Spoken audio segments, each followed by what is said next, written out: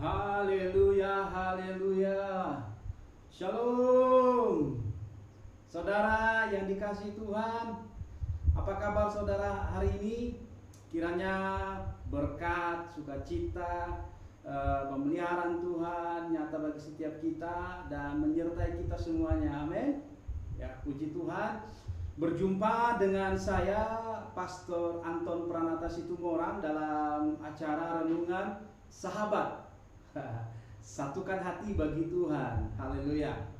Nah, saudaraku yang terkasih, hari ini saya akan membagikan renungan firman Tuhan yang kiranya dapat memberkati kita semua dan meneguhkan setiap kita dalam pengharapan kita kepada Tuhan, terlebih di masa-masa sulit yang sedang kita hadapi hari-hari ini. Nah, saudaraku yang terkasih, yang diberkati Tuhan, di akhir renungan nanti akan ada nomor telepon atau nomor WhatsApp yang bisa saudaraku hubungi, yang bisa Anda hubungi bila di antara saudara ada yang membutuhkan dukungan doa. Kami siap, saya siap berdoa untuk Anda semua. Bila saudara menggunakan WhatsApp, boleh cantumkan nama, daerah di mana Anda tinggal, dan pokok doa yang perlu didoakan. Amin. Nah, puji Tuhan saudaraku yang terkasih. Nah, sebelum kita masuk dalam renungan firman Tuhan hari ini, saya rindu mengajak kita untuk menaikkan pujian bagi Tuhan. Haleluya. Saudaraku yang ada di manapun berada, boleh bersama-sama kita angkat pujian bagi Tuhan.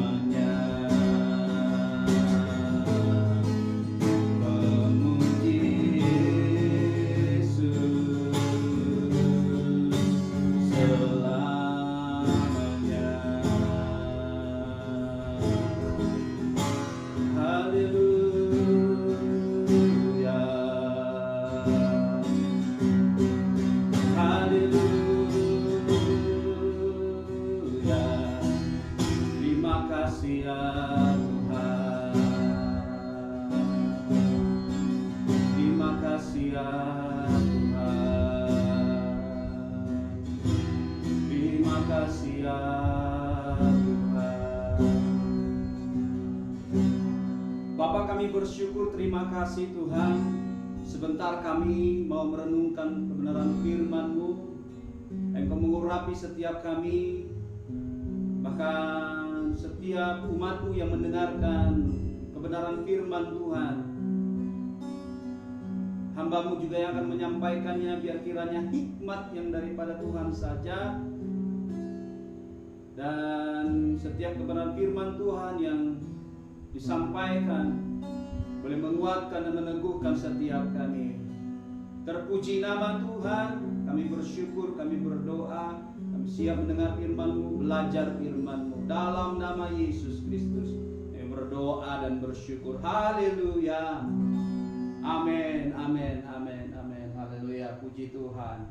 Oh haleluya. Saudaraku yang terkasih, tema renungan firman Tuhan hari ini saya beri judul bahagia di masa sulit. Oh haleluya, bahagia di masa sulit. Kok bisa Pak Pendeta bisa bahagia di masa sulit? Nah ini dia saudaraku yang terkasih. Itulah hebatnya Tuhan. Itulah hebatnya firman Tuhan saudara. Kita bisa berbahagia di masa sulit. Kok bisa? Ya harus bisa. Kalau kita bisa bahagia, kenapa harus susah? Iya kan? Kalau kita bisa bahagia, kenapa kita harus bersedih? Tinggal pilihannya ada di kita, saudara. Nah, malah pada hari ini, biar kiranya lewat renungan firman Tuhan, saudara kekasih, menginformasikan kepada kita, mengajar kita, memberitahukan kepada kita bahwa kita bisa berbahagia di masa sulit. Kita bisa berbahagia di masa suka. Amin. Puji Tuhan. Memang saudaraku yang terkasih, tidak seorang pun dari antara kita yang tidak pernah mengalami masa-masa sulit. Sekali lagi, tidak ada seorang pun dari antara kita yang tidak mengalami masa-masa sulit. Semua kita mengalami masa-masa sulit. Semua kita pernah mengalami yang namanya masa suka. Semua orang di muka bumi ini pernah mengalami yang namanya masalah. Nah, pada masa sulit biasanya penuh dengan kekhawatiran, penuh dengan amarah, penuh dengan kecemasan. Biasanya bisa mengakibatkan kekecewaan yang akhirnya saudaraku yang terkasih, kita tertelan dengan perspektif dunia dan gagal menerapkan perspektif kebenaran. Karena kenapa? Berbahagia di masa sulit hanya bisa kita temukan lewat kebenaran firman Tuhan. Saat kita belajar kebenaran firman Tuhan, ternyata pada masa-masa sukar, pada masa-masa sulit, kita bisa berbahagia, saudara. Kita bisa bersuka cita. Kita bisa bergembira meskipun saat-saat ini kita sedang menghadapi yang namanya masa-masa sulit. Amin. Nah, saudara yang diberkati Tuhan, berbahagia di masa sulit merupakan hasil dari bagaimana kita merespon masa sulit itu sendiri. Sekali lagi, berbahagia di masa sulit merupakan hasil dari bagaimana kita merespon masa sulit itu sendiri. Kebahagiaan merupakan hasil dari sebuah perjuangan menghadapi masa sulit di mana kita memutuskan untuk tidak marah, untuk tidak kecewa, untuk tidak sedih, dan untuk tidak bersungut-sungut. Amin. Sekali lagi, kebahagiaan merupakan hasil dari sebuah perjuangan dalam menghadapi masa-masa sulit, di mana ketika kita sedang berjuang di masa sulit itu, kita memutuskan di dalam diri kita, di dalam hati kita, di dalam hidup kita untuk tidak marah, untuk tidak kecewa, untuk tidak sedih, untuk tidak bersungut-sungut. Amin. Puji Tuhan, saudara yang terkasih. Nah, sebelum kita lebih jauh, kira-kira apa itu masa sulit? Apa sih itu masa sulit? Kalau saya lihat di dalam Kamus Besar Bahasa Indonesia, saudaraku yang terkasih, masa sulit itu adalah masa pencobaan, ada ujian, kesesakan, tragedi, penderitaan, dan lain sebagainya. Ada gitu banyak Kalau kita lihat nanti di Kamus Besar Bahasa Indonesia tentang masa sulit atau keadaan sulit. Nah, saya mau mengajak kita, saudaraku, yang pertama kita melihat di dalam Yakobus pasal yang pertama.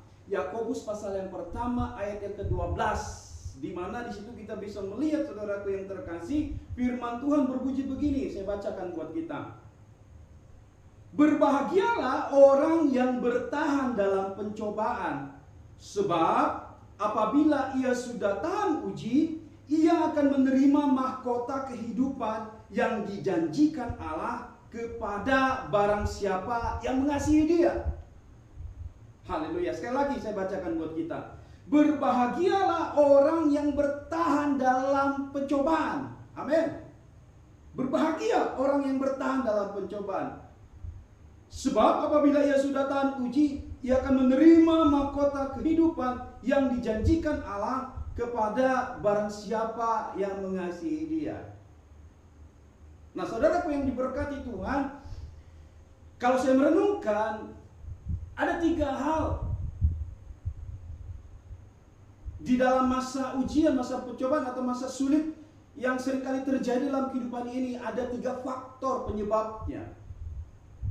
Menurut saya yang paling saya renungkan. Yang pertama, masa ujian iman yang diizinkan Tuhan terjadi. Seperti di dalam Yakobus pasal pertama ayat 12 ini. Ini adalah pencobaan atau ujian iman kita.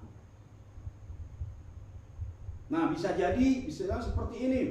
Ujian iman itu seperti apa? Iman Kristen kita, iman kekristenan kita, bisakah bertahan di masa-masa ujian yang diizinkan oleh Tuhan terjadi? Nah, masa ujian ini bisa juga terjadi secara korporat, umum, atau secara pribadi, di mana itu terjadi untuk menguji iman kita. Apakah kita kuat, tangguh, dan tetap bertahan, mempertahankan iman percaya kita kepada Tuhan. Seringkali itu bisa berbicara tentang mungkin seperti hari-hari yang kita jalani ini, mungkin seperti wabah, bencana yang bisa terjadi dialami oleh perorangan, individu atau korporat bersama-sama. Seperti wabah ini mungkin dialami oleh begitu banyak orang, bahkan seluruh dunia mengalaminya. Dan itu diizinkan Tuhan. Dan ketika diizinkan, kita mau berbicara seperti apa, dan kita harus menjalaninya, dan kita harus melewatinya. Nah, terkadang dalam ujian-ujian seperti ini, ada saja orang yang mengundurkan diri dari imannya kepada Kristus, mencari jalan keluar yang lain. Karena apa? Karena begitu beratnya masa ujian ini, karena begitu beratnya tantangan hidup ini. Tidak bisa dipungkiri, saudara. Di masa-masa sukar yang sedang dihadapi, bagaimana? Secara ekonomi, semua mengalami ekonomi yang sulit, mengakibatkan rumah tangga hancur, perceraian di mana-mana, PHK terjadi di mana-mana, lapangan pekerjaan yang makin sempit, saudara yang terkasih. Yang kedua, saudara, masa sulit atau masa pencobaan juga bisa terjadi dari si jahat, dari iblis. Bisa lewat penyakit, bisa lewat kebangkrutan dalam pekerjaan. Contoh di Alkitab kita bisa melihat bagaimana Ayub dia diuji dan Allah mengizinkannya, tapi idenya dari iblis. Bagaimana iblis berkata kepada Allah, kepada Tuhan. Bagaimana dia menginginkan, bagaimana Ayub diuji imannya, kehidupannya. Yang ketiga, saudara, masa pencobaan, masa ujian, masa sulit juga seringkali terjadi. Yang ketiga, tidak kalah penting adalah itu karena ulah manusia itu sendiri.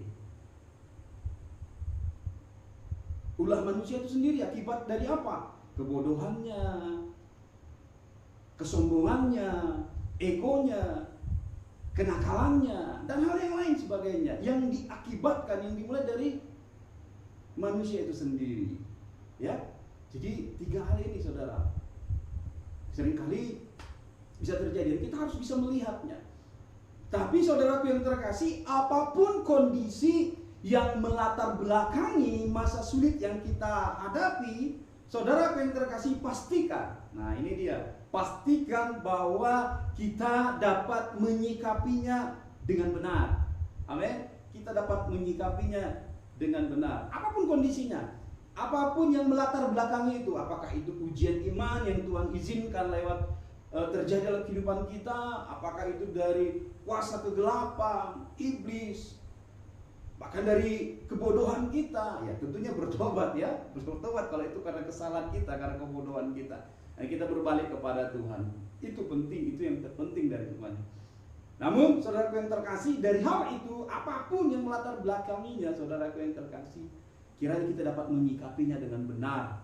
Supaya apa? Supaya kita dapat berbahagia di masa-masa sulit yang sedang kita hadapi. Kita tidak marah, kita tidak kecewa, kita tidak bersungut-sungut, kita tidak sedih, kita tidak beralih kepada cara-cara dunia, cara-cara kegelapan, saudaraku yang terkasih. Nah, tentunya saudaraku yang menjadi pertanyaan adalah bagaimana dapat berbahagia di masa sukar? Bagaimana dapat berbahagia di masa sulit? Pak Pendeta, gimana caranya Pak Pendeta bisa bahagia di masa sulit? Bagaimana mau berbahagia? Makan aja susah. Yang tadinya 3 kali sehari makan, sekarang sekali sehari. Yang tadi badan saya bisa gemuk, sekarang jadi kurus Pak Pendeta. Gimana mau berbahagia? Haleluya. Saudara yang terkasih, puji Tuhan, jikalau saudara bisa mendengarkan kebenaran firman Tuhan yang saya sampaikan hari ini. Kiranya kebenaran firman Tuhan,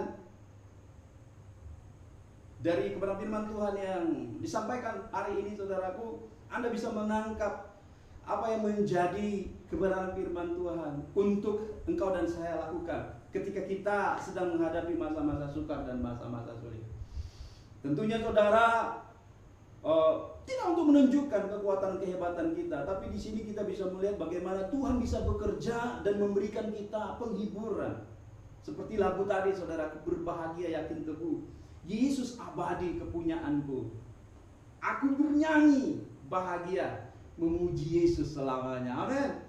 Memuji Yesus selamanya. Dalam keadaan susah, dalam keadaan sedih, dalam keadaan senang, kita tetap bisa memuji Tuhan, berbahagia kepada Tuhan. Karena apa? Tuhan selalu menyertai kita. Haleluya, saudaraku. Jadi bagaimana dapat berbahagia di masa sukar atau di masa sulit? Saudara yang terkasih, saya pelajari yang pertama, bagaimana kita bisa berbahagia di masa sukar. Yang pertama, tetap mengandalkan Tuhan. Amin. Oh, haleluya. Tetap mengandalkan Tuhan atau selalu mengandalkan Tuhan dalam kehidupan kita. Mari kita baca firman Tuhan, saudara, di dalam kitab Yeremia pasal yang ke-17, Yeremia 17 ayat yang ke-7 dan sampai ayat yang ke-8. Saya bacakan buat kita, demikian firman Tuhan. Diberkatilah orang yang mengandalkan Tuhan, yang menaruh harapannya pada Tuhan. Ayat ke-8. Ia akan seperti pohon yang ditanam di tepi air, yang merambatkan akar-akarnya ke tepi batang air, dan yang tidak mengalami datangnya panas terik, yang daunnya tetap hijau, yang tidak khawatir dalam tahun kering, dan yang tidak berhenti menghasilkan buah. Oh, haleluya, saudaraku yang terkasih. Ayat yang ke-7 dikatakan diberkatilah orang yang mengandalkan Tuhan. Ayat ke-8 di kalimat tengah berkata begini, dan yang tidak khawatir dalam tahun kering. Oh, puji Tuhan, saudaraku yang terkasih. Orang yang mengandalkan Tuhan, dia nggak khawatir dalam tahun kering. Catat, saudaraku yang terkasih, orang yang mengandalkan Tuhan, dia nggak khawatir dalam tahun kering. Karena apa? Karena dia tahu dia punya Tuhan yang menyertai hidupnya. Karena dia tahu ada Tuhan yang memimpin langkah-langkah hidupnya. Itu sebabnya, saudara, kemenangan kita ditentukan dari bagaimana kita bisa mengandalkan Tuhan. Kemenangan kita tidak pernah ditentukan dari seberapa kuat hidup kita, seberapa mampu kita, seberapa hebat pengetahuan kita, seberapa besar kapasitas kekuatan kita. Tidak. Tapi kekuatan kita, keberhasilan kita seringkali saudara, seringkali saat dimana? Saat kita mengandalkan Tuhan dalam kehidupan ini. Saat kita mengandalkan Dia dalam setiap hal kehidupan kita. Karena di saat kita mengandalkan Tuhan, saudaraku yang terkasih, di situ ada blessing yang Tuhan berikan bagi saudara dan saya. Amin. Penting sekali saudara untuk kita mengandalkan Tuhan dalam kehidupan ini. Ada satu quote yang bagus saudaraku, berkata begini: demi dirimu Yesus rela pertaruhkan nyawanya. Apalagi untuk pergumulanmu yang sekarang yang sedang kau hadapi, Dia juga pasti sanggup menolong engkau dan saya. Amin. Kalau saja untuk kita Yesus rela mempertaruhkan nyawanya, apalagi untuk masalah hidup kita, apalagi untuk pergumulan-pergumulan kita, Yesus pasti sanggup menolong saudara. Yang terpenting adalah bagaimana kita melibatkan Dia setiap hari dalam kehidupan kita. Bagaimana kita menyerahkan hidup kita sungguh kepada Dia.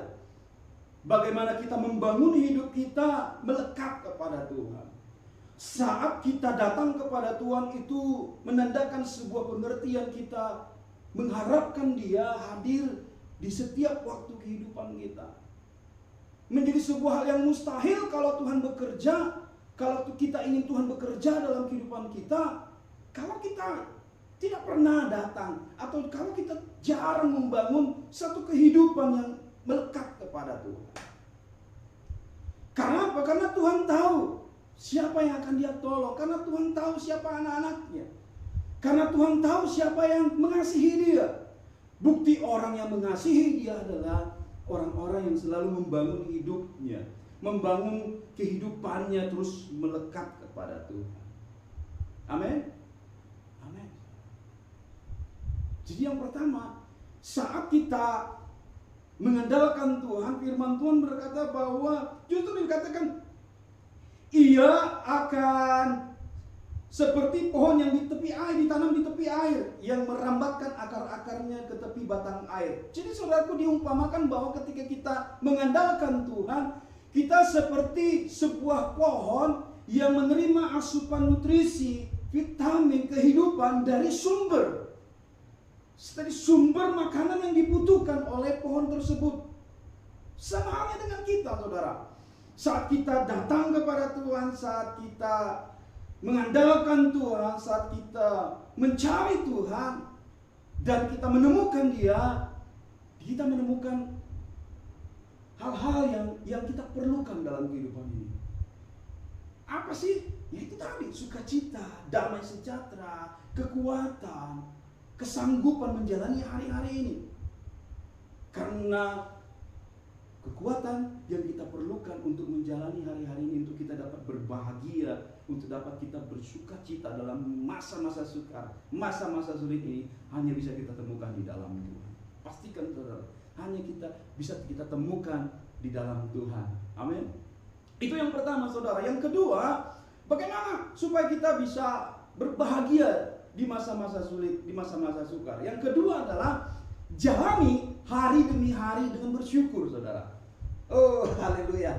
Menjalani hari-hari demi hari hidup ini dengan bersyukur. Amin. Ya, dengan bersyukur. Sekali lagi saya katakan bahwa kalau kita bisa bersukacita, kenapa kita harus sedih? Kalau kita bisa berbahagia, kenapa kita harus menangis, saudara? Maksudnya adalah begini. Ketika kita sedang menghadapi masa-masa sulit, ketika kita sedang menghadapi masa-masa sukar, meskipun keadaan itu memaksa kita untuk bersedih, memaksa kita untuk kecewa, marah, tapi kalau itu tidak membuat jalan keluar, tidak memberi kita jalan keluar, untuk apa saudara? Justru hanya menambah berat beban hidup kita. Justru hanya menambah kesedihan, persungutan, menambah ketidakbahagiaan dalam hidup ini. Dan kalau kebahagiaan memberikan kita semangat baru, kenapa kita tidak berbahagia? Kenapa kita lebih memilih bersedih Jadi saudaraku yang terkasih, jalanilah hari demi hari dengan bersyukur.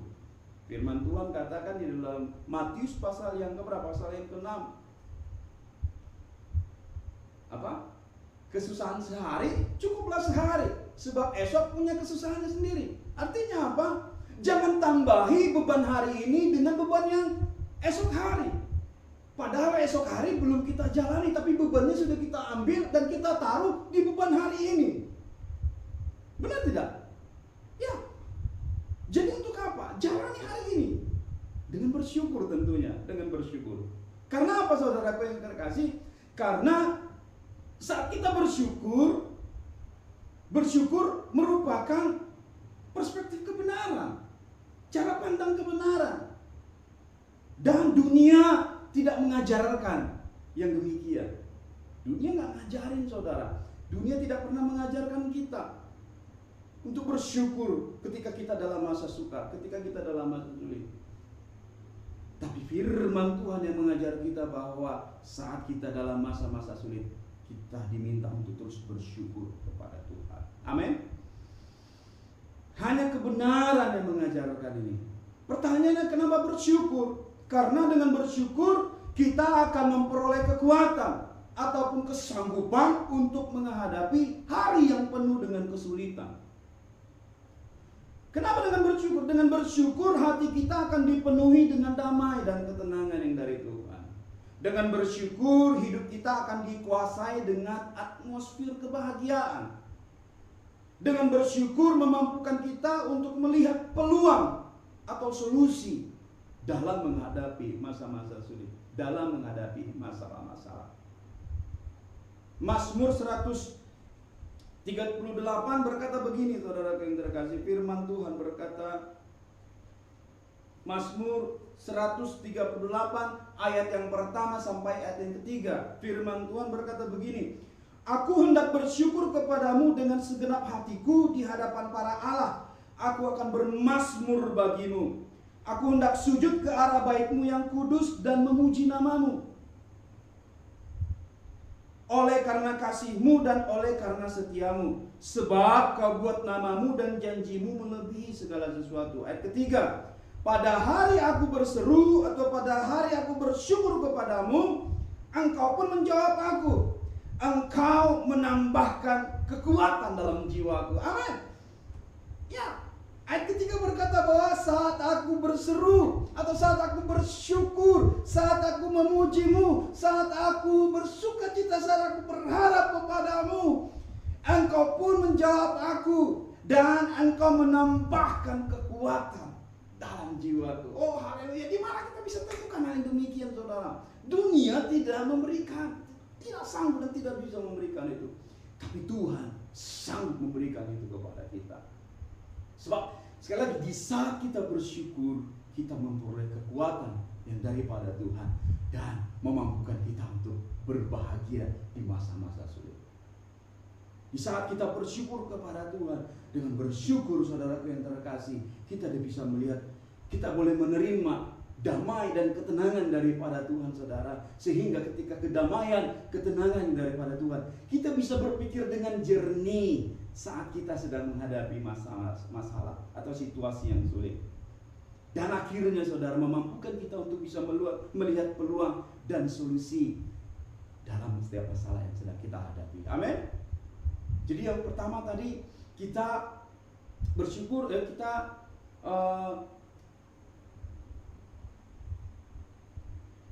tetap mengandalkan Tuhan. Yang kedua, kita jalani hari demi hari dengan bersyukur, selalu bersyukur dan bersyukur kepada Tuhan. Sebab di dalam bersyukur kita memperoleh kekuatan baru, damai sejahtera dari Tuhan. Yang ketiga saudara, bagaimana kita bisa berbahagia saat masa-masa sulit terjadi. Yang ketiga ini juga penting saudara. Jangan marah, jangan kecewa, jangan sedih, dan jangan bersungut, dan jangan putus asa saudara. Amin. Sekali lagi, yang ketiga, jangan marah, jangan kecewa, jangan sedih, jangan putus asa, dan jangan bersungut-sungut. Ada quote yang bagus yang saya pikirkan, saya renungkan saudara, begini. kemarahan dapat merenggut banyak hal baik dari hidup kita. Catat saudara, sekali lagi, kemarahan dapat merenggut banyak hal baik dari kehidupan kita. Ya. Saat kita marah menghadapi masalah, situasi buruk saudara, kita bisa kehilangan sahabat, kita bisa kehilangan sukacita, kita bisa kehilangan damai sejahtera, kita bisa lepas kendali, lepas kontrol, sehingga apa saja bisa keluar dari mulut kita, sehingga orang-orang yang mendengar bisa marah juga, bisa tersinggung, bisa tidak suka dengan kita. Itu berbahagianya kita marah dan tidak terkontrol. Jadi kemarahan dapat merenggut banyak hal yang baik dari hidup kita. Catat saudara, orang marah sulit berbahagia. Enggak pernah orang marah tiba-tiba senyum.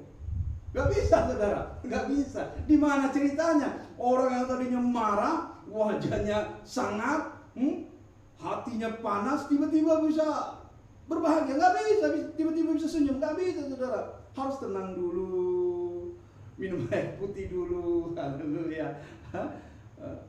Harus dengar musik dulu mungkin. Ya. Makanya kita harus bisa kuasai saudara hati kita. Orang marah sulit untuk berbahagia. Saya pastikan itu saudara. Ya, orang yang sedang marah tidak pernah bisa menyelesaikan pekerjaannya.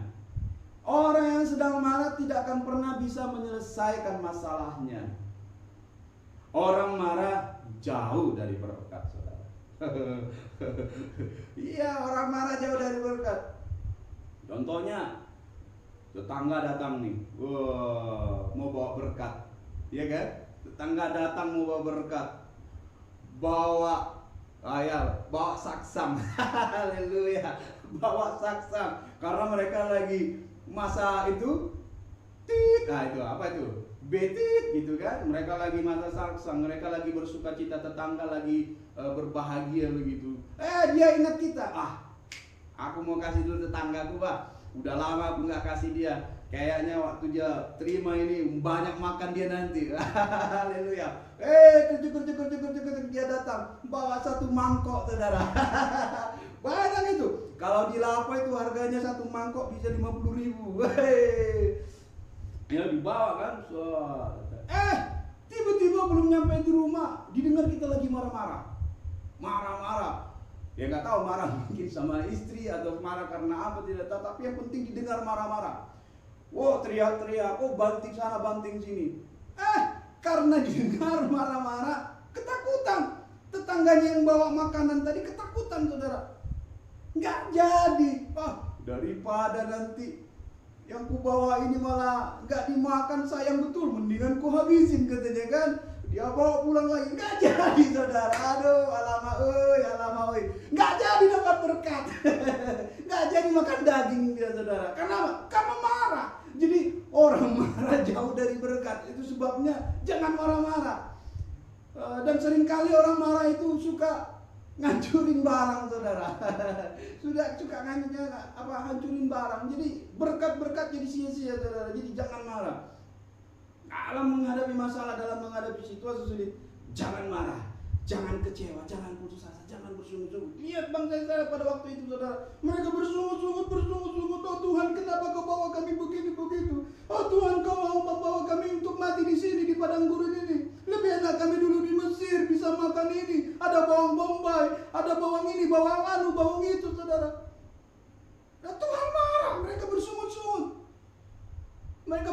Baru dikasih ujian sedikit, mereka bersungut-sungut, menyala-nyalai Tuhan, nyala-nyalai pemimpin, nyala-nyalai orang yang bawa mereka keluar dari Mesir. Udah ditolong, udah dibebaskan, malah bersungut-sungut. Bukannya bersyukur, bukannya bergembira, udah bebas dari tawanan, bebas dari belenggu, bebas dari penjara, malah bersungut-sungut, jauh dari berkat. Nggak nyampe ke tanah perjanjian. Benar?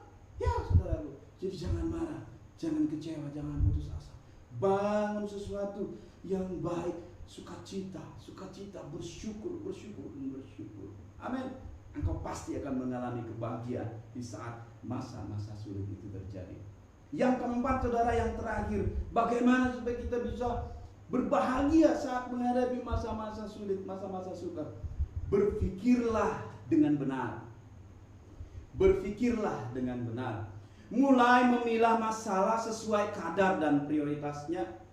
Bila terlalu berat, ajak teman, sahabat, atau rekan untuk mendukung dalam doa dan motivasi. Kalau sadar tidak bisa sendiri, datang kepada Tuhan dan berdoa kepadanya. Jadi berpikir dengan benar, kita bisa melihat, masalah ini terlalu berat bagi saya.